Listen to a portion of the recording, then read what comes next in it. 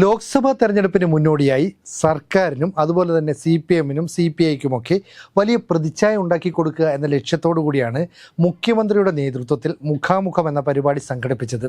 അതായത് ഫെബ്രുവരി 18-ാം തീയതി മുതൽ മാർച്ച് 3-ാം തീയതി വരെ തെരഞ്ഞെടുക്കപ്പെട്ട ദിവസങ്ങളിൽ സംസ്ഥാനത്തിൻ്റെ വിവിധ ഭാഗങ്ങളിലുള്ളവരുമായി മുഖ്യമന്ത്രി സംവാദം നടത്തും. എന്ന് പറഞ്ഞാൽ വിദ്യാർത്ഥികൾ, കർഷകർ, സാംസ്കാരിക പ്രവർത്തകർ, പെൻഷനേഴ്സ്, അതുപോലെ തന്നെ അംഗപരിമിതർ, അങ്ങനെ സമസ്ത മേഖലയിലുള്ളവരുമായി മുഖ്യമന്ത്രിക്ക് സംവാദം നടത്തുക. ഇതാണ് പരിപാടിയുടെ ലക്ഷ്യം. ഏതാണ്ട് 2000-ഓളം പേർ ഇതിൽ പങ്കെടുക്കും. വിദഗ്ധരായ ആളുകൾ, അതായത് വിവിധ വിഷയങ്ങളാണല്ലോ ചർച്ച ചെയ്യപ്പെടുക, അതിൽ വിദഗ്ധരായ ആളുകളെ പങ്കെടുപ്പിക്കും. അവർക്ക് 5 മിനിറ്റ് ഈ ചടങ്ങിൽ പങ്കെടുത്ത് സംസാരിക്കാൻ പറ്റും. ചോദ്യകർത്താക്കൾക്ക് ഏതാണ്ട് 1 മിനിറ്റ് എടുത്ത് ചോദ്യങ്ങൾ ചോദിക്കാം. പക്ഷേ ഇത് മുൻകൂട്ടി എഴുതി തയ്യാറാക്കുന്നതായിരിക്കണം. ഈ രീതിയിൽ വലിയ പ്രചരണമൊക്കെ നടത്തി ഈ മുഖാമുഖം ഏതാണ്ട് അവസാന ഘട്ടത്തിൽ എത്തിക്കഴിഞ്ഞു. അപ്പോൾ നവകേരള സദസ്സ് എന്ന് പറഞ്ഞിട്ട് കോടികൾ ധൂർത്തടിച്ചുകൊണ്ട് ഒരു വലിയ പരിപാടി സർക്കാർ സംഘടിപ്പിക്കുന്നു. മുഖ്യമന്ത്രിയും മുഴുവൻ മന്ത്രിമാരും കേരളത്തിൻ്റെ അങ്ങേയറ്റത്ത്, അതായത് കാസർഗോഡ് മുതൽ തിരുവനന്തപുരം വരെ നീളുന്ന വലിയൊരു പരിപാടി സംഘടിപ്പിച്ചു. അതുകൊണ്ട് സർക്കാരിന് എന്തെങ്കിലും ഗുണമുണ്ടായോ? ജനങ്ങൾക്ക് എന്തെങ്കിലും ഗുണമുണ്ടായോ? അല്ലെങ്കിൽ രാഷ്ട്രീയ പാർട്ടികൾക്ക് എന്തെങ്കിലും ഗുണമുണ്ടായോ? ഒന്നും ഉണ്ടായില്ല. എന്നിട്ടാണ് അതിൻ്റെ തുടർച്ച എന്ന നിലയിൽ മുഖാമുഖം പരിപാടി സംഘടിപ്പിച്ചത്. ആദ്യ പരിപാടി കോഴിക്കോട്ടാണ് സംഘടിപ്പിച്ചത്. മലബാർ ക്രിസ്ത്യൻ കോളേജിന് സമീപത്തുള്ള ഹയർ സെക്കൻഡറി സ്കൂളിൽ വലിയ പന്തലൊക്കെ ഇട്ട പരിപാടി നടത്തിയ ഇതിനുള്ള പണം ഉന്നത വിദ്യാഭ്യാസ മേഖലയിൽ നിന്ന് തന്നെ എടുത്ത് ചെലവഴിക്കേണ്ടി വരുന്നു. അതായത് വിദ്യാർത്ഥികൾക്ക് അവരുടെ പഠനാവശ്യങ്ങൾക്കും മറ്റുമായി ഉപയോഗിക്കപ്പെടേണ്ട പണം ഇത്തരത്തിലുള്ളൊരു ദൂരത്തിന് വേണ്ടി ചെലവഴിക്കേണ്ടി വരുന്നു. ഇങ്ങനെ ഓരോ മേഖലയുമായി ബന്ധപ്പെടുമ്പോൾ ഈ സംഘാടക സമിതി തന്നെയാണ് ഇതിന് വേണ്ട പണം കണ്ടെത്തേണ്ടത്. അതായത് വിവിധ വകുപ്പിലെ മന്ത്രിമാർ, ജില്ലാ കളക്ടർമാർ, വിവിധ വകുപ്പിലെ ഉദ്യോഗസ്ഥർ, ഇവരെല്ലാം ചേർന്ന് ഈ പണം കണ്ടെത്തേണ്ടി വരും. ഏറ്റവും ഒടുവിൽ ആലപ്പുഴയിൽ നടന്ന പരിപാടിയുമായി ബന്ധപ്പെട്ട് CPI-ക്കുള്ളിൽ തന്നെ അസ്വാരസ്യങ്ങളുണ്ടായി. കാരണം CPI-യിലെ P. പ്രസാദ് എന്ന് പറയുന്ന ആളാണ് കൃഷിമന്ത്രി. അദ്ദേഹം വളരെ സാത്വികനായ ഒരു മനുഷ്യനാണ്, ലളിത ജീവിതം നയിക്കുന്നതാണ്.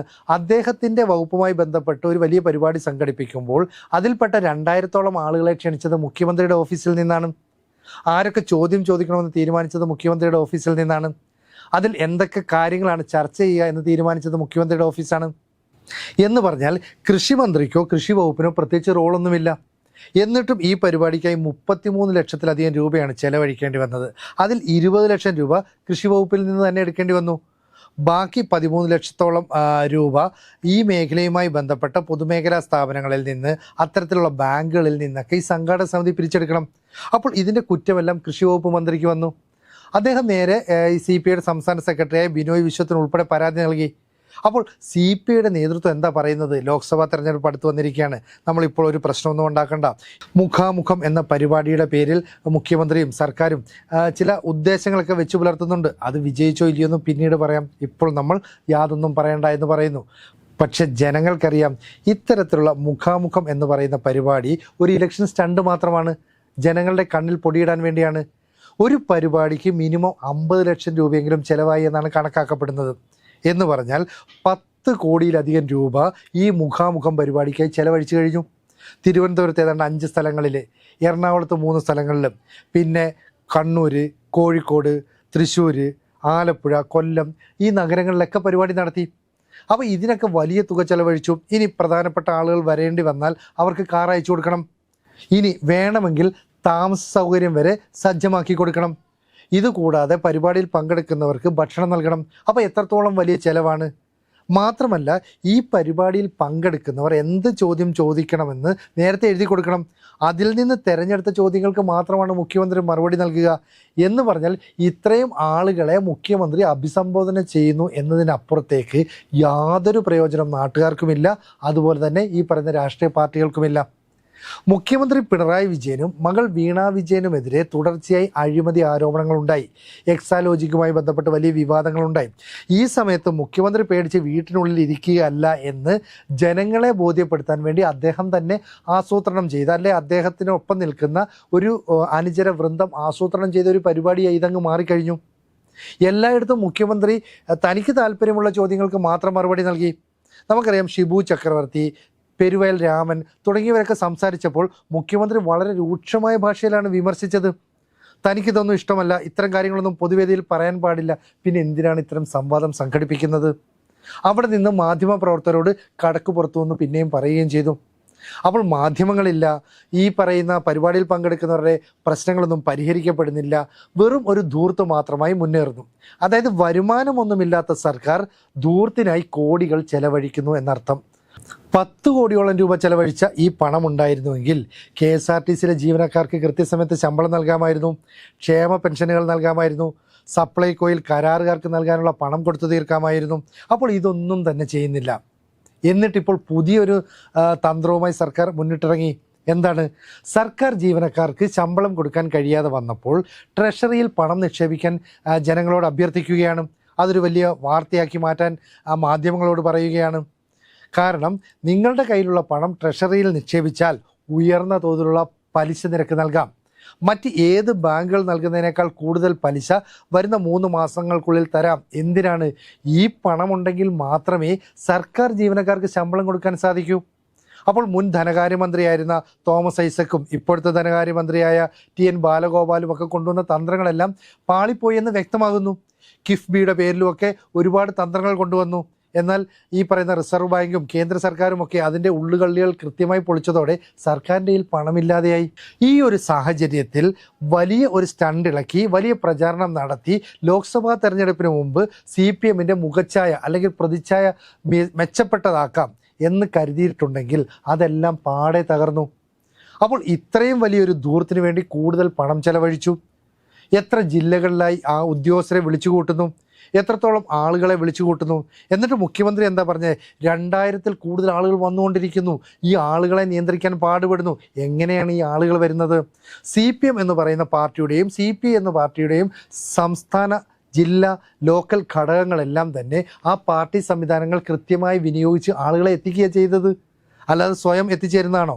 അപ്പോൾ ജനങ്ങളുടെ മനസ്സിൽ ധൂർത്തരായ രാഷ്ട്രീയക്കാരാണ് ഇടതുപക്ഷക്കാർ എന്ന ഒരു ചിന്ത ആരും അടിച്ചേൽപ്പിച്ചതല്ല, അവർക്ക് സ്വയം തോന്നി തുടങ്ങി. അപ്പോൾ ശക്തമായ പ്രതിപക്ഷം നമ്മുടെ സംസ്ഥാനത്തില്ലെങ്കിൽ തുടർഭരണം കിട്ടുന്ന ഒരു സർക്കാർ തങ്ങൾക്ക് ഇഷ്ടമുള്ളതുപോലെ എന്ത് ചെയ്യും?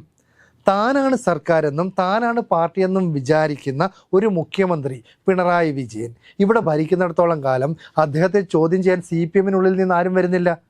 എതിർപ്പുള്ള CPI മന്ത്രിമാർക്കും CPI നേതാക്കൾക്കും ശബ്ദമുയർത്താനാകുന്നില്ല. ഏതെങ്കിലും തരത്തിലുള്ള സാംസ്കാരിക പ്രവർത്തകരോ അതല്ലെങ്കിൽ മാധ്യമ പ്രവർത്തകരോ ഇതിനെതിരെ തിരിഞ്ഞാൽ സർക്കാരിനെ അപകീർത്തിപ്പെടുത്താൻ ശ്രമിക്കുന്നു എന്ന രീതിയിൽ അതിനെ ചിത്രീകരിക്കപ്പെടുന്നു. അപ്പോൾ മുഖാമുഖം എന്ന പേരിൽ കുറേ പണം ദൂർത്തടിച്ച് സർക്കാർ കളഞ്ഞു. ഇതിനു മുമ്പ് നവകേരള സദസ്സെന്നും കേരളീയമെന്നും പറഞ്ഞ് കുറേ പണം ദൂർത്തടിച്ച് കളഞ്ഞു. അങ്ങനെ പൊതുജനങ്ങളുടെ പണം സർക്കാരിന് ദൂർത്തടിക്കാൻ വേണ്ടി മാത്രമുള്ളതാണ് എന്ന് ചിത്രീകരിക്കാൻ ഈ പരിപാടികളിലൂടെയെല്ലാം സർക്കാരിന് സാധിച്ചു. ഇങ്ങനെയുള്ള സർക്കാരിനെതിരെ ഒന്ന് ശബ്ദമുയർത്താൻ പോലും കഴിയാത്ത ജനങ്ങളായി കേരളീയർ മാറിക്കൊണ്ടിരിക്കുകയാണ്. മാധ്യമങ്ങൾക്ക് കൃത്യമായി സർക്കാരിനെ വിമർശിച്ചുകൊണ്ട് രംഗത്തേക്ക് വരാൻ കഴിയുന്നില്ല. അതുകൊണ്ട് തന്നെ മുഖാമുഖം പരിപാടിയിലൂടെ കോടികൾ ദൂർത്തടിച്ചതിൻ്റെ അനന്തരഫലം വരും ദിവസങ്ങളിൽ സർക്കാർ ഉദ്യോഗസ്ഥരും കേരളീയ ജനതയും എല്ലാം അനുഭവിക്കേണ്ടി വരും. ക്ഷേമ പെൻഷനുകൾ വീണ്ടും മുടങ്ങും. ഈ പറയുന്ന സബ്സിഡിയുടെ സാധനങ്ങളൊന്നും സപ്ലൈകോയിൽ നിന്ന് ലഭിക്കുന്നില്ല. അതുപോലെ തന്നെ കർഷകർക്ക് നൽകാനുള്ള പണമുണ്ട്, വിത്തുകൾ വാങ്ങിയതിൻ്റെ, പച്ചക്കറികൾ നൽകിയതിൻ്റെ, ഇതിൻ്റെയൊക്കെ പണം കൊടുത്തു തീർക്കാനുണ്ട്, അത് കൊടുക്കാൻ പറ്റുന്നില്ല. അപ്പോൾ എല്ലാത്തിനും സ്പോൺസേഴ്സിനെ കണ്ടെത്തേണ്ടതായി വരും. എന്ന് പറഞ്ഞാൽ സർക്കാർ കൂടുതൽ മുതലാളിത്ത വ്യവസ്ഥയുമായി മുതലാളിമാരുമായി കൂടുതൽ ഇഴുകിച്ചേരാനുള്ള ഒരു സാഹചര്യം സൃഷ്ടിക്കപ്പെടുന്നു. ഈ ലോക്സഭാ തെരഞ്ഞെടുപ്പിൽ ഇതെല്ലാം കൃത്യമായി പ്രതിഫലിക്കുകയാണെങ്കിൽ ഇടതുമുന്നണിക്ക് വലിയ തിരിച്ചടി തന്നെ ഉണ്ടാകുമെന്ന കാര്യത്തിൽ യാതൊരു സംശയവും വേണ്ട. അതിനെ പ്രതിരോധിക്കാൻ എങ്ങനെയൊക്കെ ഈ പ്രചരണ രംഗത്ത് തന്ത്രങ്ങൾ ഒരുക്കണം എന്നതിൻ്റെ ആലോചനയിലാണ് ജില്ലാ തലത്തിലുള്ള CPMൻ്റെയും CPIയുടെയും നേതൃത്വം. കൃത്യമായ ഒരു പ്രതിപക്ഷമായി കോൺഗ്രസും മുസ്ലിം ലീഗും ഒന്നും പ്രവർത്തിക്കാത്തതും BJPക്ക് ഇതുമായി ബന്ധപ്പെട്ട് കൃത്യമായ ആരോപണങ്ങൾ ഉയർത്തിക്കൊണ്ട് വരാൻ സാധിക്കാത്തത് കൊണ്ടും സർക്കാരിന് ഇങ്ങനെയൊക്കെ പിടിച്ചു നിൽക്കാൻ കഴിയുന്നു. പക്ഷേ ലോക്സഭാ തെരഞ്ഞെടുപ്പിൽ സ്ഥാനാർത്ഥികൾ ജനങ്ങൾക്ക് മുന്നിലേക്ക് ഇറങ്ങിച്ചെല്ലുമ്പോൾ കൃത്യമായി രാഷ്ട്രബോധമുള്ള രാഷ്ട്രീയമറിയാവുന്ന പൊതുജനങ്ങൾ ഈ സ്ഥാനാർത്ഥികളോടും പാർട്ടി പ്രവർത്തകരോടും പല ചോദ്യങ്ങളും ഉന്നയിച്ചേക്കാം. അവർക്ക് മുന്നിൽ ഒന്നും മിണ്ടാതെ പല കാര്യങ്ങളിലും മൗനം പാലിക്കേണ്ട ഒരു സാഹചര്യമാണ് ഉണ്ടായി വരുന്നത്.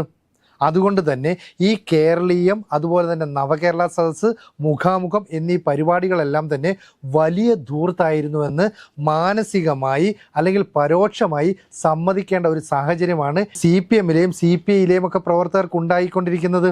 അപ്പോൾ ഇത്രയും വലിയ ധൂർത്ത് നടത്തി സർക്കാരിനെ കൂടുതൽ കൂടുതൽ പ്രതിസന്ധിയിലാക്കുന്ന ഒരു മുഖ്യമന്ത്രിയുമായി ഇനി എത്ര നാളാണ് നമുക്ക് മുന്നോട്ട് പോകേണ്ടി വരിക?